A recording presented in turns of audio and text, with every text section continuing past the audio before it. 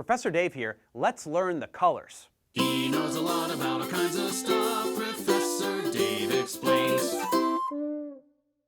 Italians, being such vibrant people, love colors. Let's learn how to say the different colors and then put them to use with the forms of questo and quello that we just learned. Rosso, rosso, verde, verde, giallo, giallo, blu, blu, arancione, arancione, rosa, rosa, viola, viola, marrone,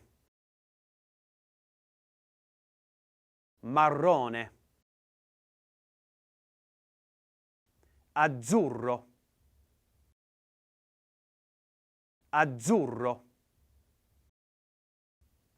bianco, bianco, nero, nero, grigio, grigio. So those are the common colors.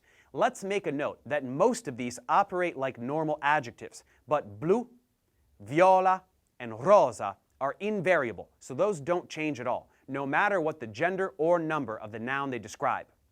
Let's use these colors with the articles of clothing we've already learned, and the words questo and quello to construct some basic sentences. Quel vestito è rosso, ma questo è verde. Questa cravatta è bianca, ma quelle sono grigie. Now you try. Let's recall that maglione means sweater. How would one say, this sweater is yellow, but that one is brown? Questo maglione è giallo, ma quello è marrone. Now let's try a trickier one. How would one say, these shoes are blue, but those are pink? Queste scarpe sono blu, ma quelle sono rosa. Remember, blu and rosa are invariable, so they don't change. I think you've got the hang of it, so let's check comprehension.